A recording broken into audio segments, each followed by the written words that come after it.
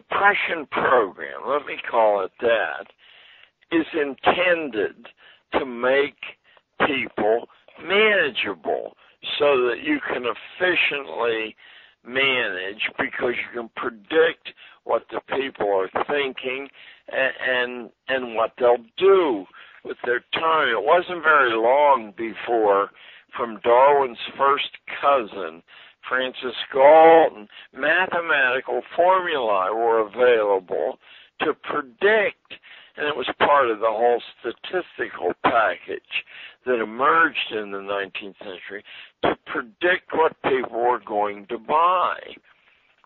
Market research, we call it now.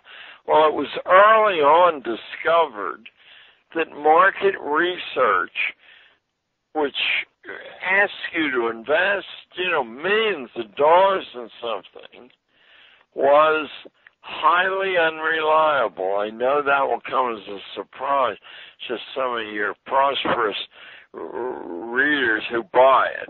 I said. And there was a kind of a panic because the utopian future was going to be constructed out of market research. Then, if I say someone, I'm speaking metaphorically now, there's a lot of someones, came to the conclusion that you could rig the game if you made the people predictable, if you standardized them, yes, just like the standardized test do, then these mathematical formula were very, very reliable. They didn't work all the time, but they came pretty darn close to working if you ask enough people. And so, probably in the decade before and the decade after World War I, the population was standardized, and we shot to the top of the world's economies in merchandising. You could predict in advance that people would mortgage their future, their children's future, to buy whatever you promoted often enough or correctly. And that kind of logic is unstoppable until ultimate efficiency is reached, until whatever you offer for sale, and this, of course, was the great, great breakthrough that took place right around the turn of the 20th century. Instead of being crippled by the old-fashioned law of supply and demand, it became known to the managerial classes that demand was quite easy to create, and there were a whole lot of specific tools you could create it with. You could stick your product next to a pretty girl. You could have the King of England put a seal on it. Lots of ways to do it. And the more you spend on these promotions, almost invariably, the more you could sell. People didn't know whether they needed it or not. They knew just what teachers had taught them. Do what you're told. So we eroded away the critically analytical part of the ordinary mind. By ordinary, I don't mean it's not bright, but it's habit-trained to defer to experts. How do those books work specifically to? Oh well, this is just brilliant. It's not my brilliance. It's the brilliance of the design. There's a wild card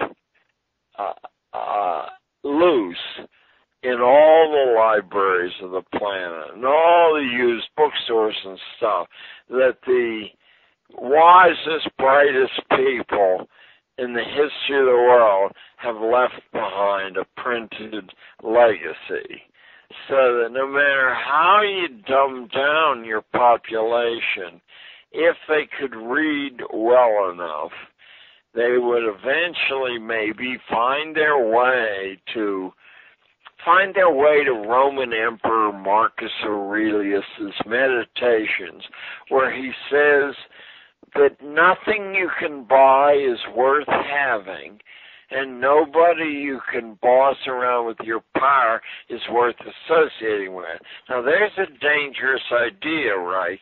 How are you going to prevent people from reading Marcus Aurelius's Meditations, since the best people want to have access to those books too? Well, one way to do it is to discourage people by training them in such a simplistic manner in reading. I'll give you a very specific here, that they cannot read Latinate sentences. Latinate sentences put their meaning at the end of the sentence. Loose English sentences, common sentences, put their meaning at the beginning of the sentence.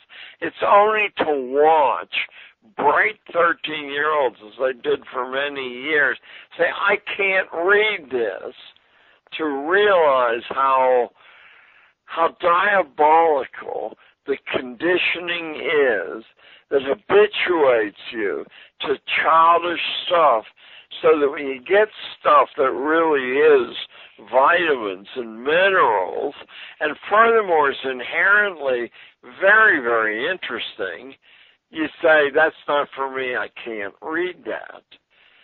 There. It doesn't take very long to pat children on the head. Look at what we do in kindergarten. An Australian kindergarten teacher came to me, so I don't want to claim the originality of this idea. And she said, we spend the first week in kindergarten here teaching the kids the colors. She said, I have never in 8 years teaching known a single kid who arrived at kindergarten who didn't already know the colors.